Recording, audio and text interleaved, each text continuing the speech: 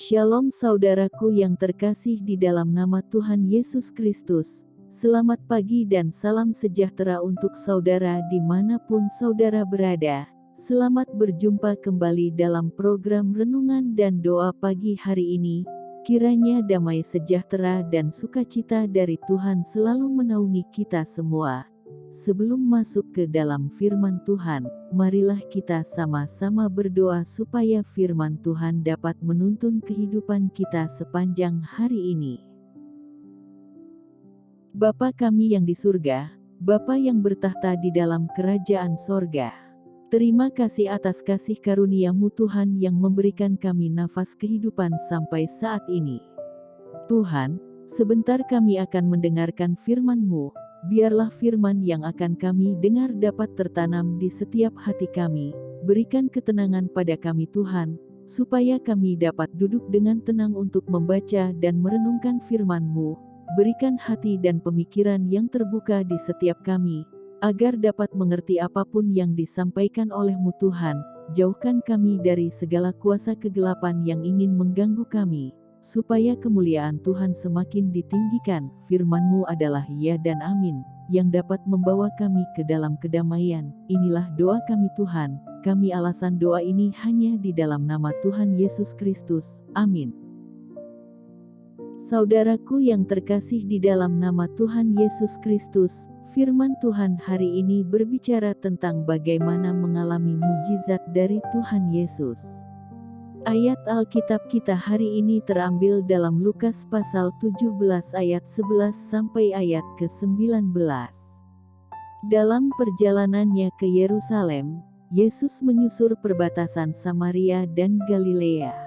Ketika ia memasuki suatu desa, datanglah 10 orang kusta menemui dia. Mereka tinggal berdiri agak jauh dan berteriak, "Yesus, Guru, kasihanilah kami."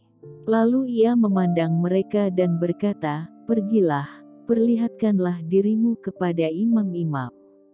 Dan sementara mereka di tengah jalan, mereka menjadi tahir. Seorang dari mereka, ketika melihat bahwa ia telah sembuh, kembali sambil memuliakan Allah dengan suara nyaring. Lalu tersungkur di depan kaki Yesus dan mengucap syukur kepadanya. Orang itu adalah seorang Samaria. Lalu Yesus berkata, "Bukankah ke-10 orang tadi semuanya telah menjadi tahir? Di manakah yang 9 orang itu? Tidak adakah di antara mereka yang kembali untuk memuliakan Allah selain daripada orang asing ini?"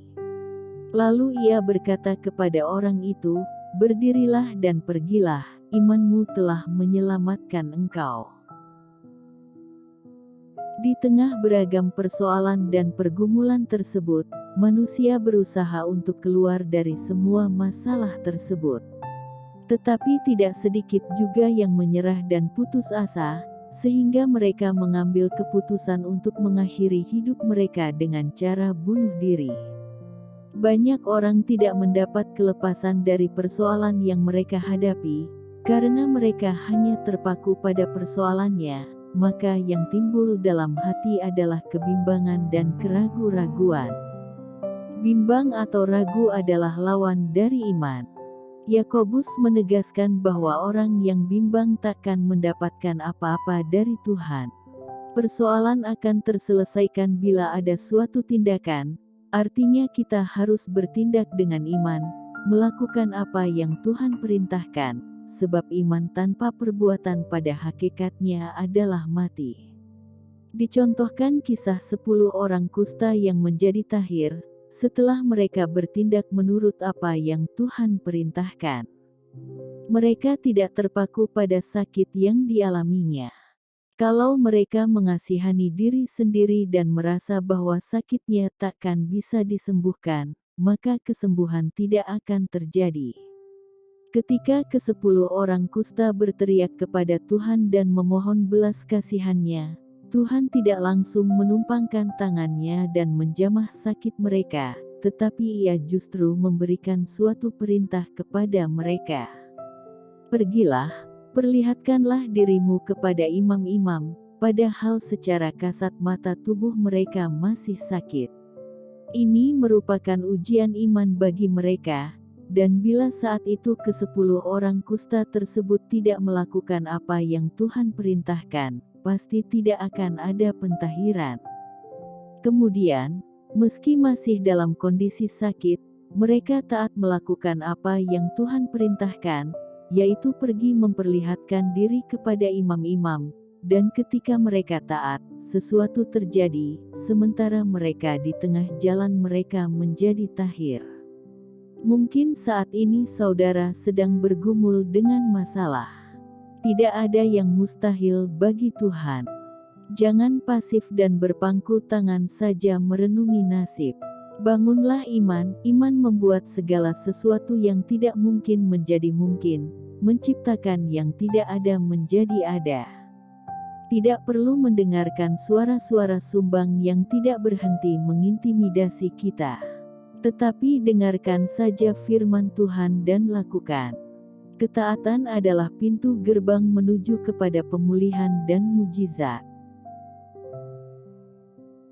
Demikianlah firman Tuhan pagi hari ini. Semoga dengan firman ini mengingatkan kembali kepada kita supaya kita semakin percaya, pada saat kita sedang mengalami pergumulan, Tuhan akan selalu ada untuk menolong dan menuntun kita sepanjang waktu. Semoga firman Tuhan pagi ini dapat menjadi berkat untuk kita semua. Tuhan Yesus memberkati kita semua. Sebelum kita memulai aktivitas kita hari ini, marilah kita berdoa kepada Tuhan, mohon perlindungan dan lawatan Tuhan sepanjang hari ini, supaya apapun yang kita lakukan sesuai dengan kehendak Tuhan Yesus.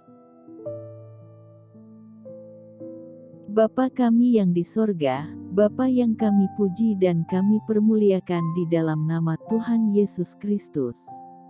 Kami bersyukur atas penyertaan-Mu, pertolongan-Mu dan atas segala berkat yang telah Engkau berikan dalam hidup kami. Kami mengucap syukur atas kebaikan-Mu pada hari ini. Terima kasih Tuhan atas firman-Mu hari ini. Tuhan, kami mau terus belajar dan memahami firman-Mu. Firman-Mu lah yang terus menguatkan dan meneguhkan iman kami. Firman-Mu yang telah mengubahkan hidup kami menjadi lebih baik. Kami ingin penyertaan-Mu selalu menaungi kami di sepanjang hari ini, agar kami tidak tersesat dan mengikuti dunia ini. Kami mau melakukan firman-Mu di sepanjang hidup kami, agar kami tetap teguh dan kuat berjalan bersama-Mu Tuhan. Terima kasih atas hari ini Tuhan, sehingga Engkau masih boleh memberikan kami nafas kehidupan kepada kami. Kami akan pergunakan untuk segala hormat dan kemuliaan bagi-Mu Tuhan. Pada hari ini kami juga ingin mengucap syukur atas perlindungan-Mu, sehingga sepanjang malam telah kami lewati. Sebentar kami akan beraktivitas ya Tuhan. Kami percaya lawatan-Mu selalu menaungi kami sepanjang hari ini. Tuhan, pada hari ini hamba mau berdoa untuk saudaraku yang sudah mendengarkan renungan pagi hari ini, dimanapun mereka berada. Jika saat ini mereka mengalami sakit penyakit Engkau sembuhkan, yang mempunyai pergumulan masalah Engkau yang memberi jalan keluar, segala kebutuhan ekonomi mereka Tuhan jamah, Tuhan cukupkan dan memberkati mereka. Ajar kami selalu berharap kepada-Mu Tuhan. Berkati selalu kehidupan kami ya Tuhan, berkati daerah tempat tinggal kami, berkati bangsa dan negara kami, berkati juga pemerintah kami. Semoga semuanya selalu dalam lindungan-Mu Tuhan, sehingga kehendak-Mu lah yang terjadi atas kami. Tuhan, kami serahkan segala pergumulan kami hanya kepada-Mu ya Tuhan. Engkau yang akan menolong dan menyelesaikannya bagi kami. Karena kami hanya manusia yang lemah dan berharap kepada-Mu ya Tuhan. Inilah doa dan permohonan kami. Kami alaskan doa ini hanya di dalam nama Tuhan Yesus Kristus. Amin.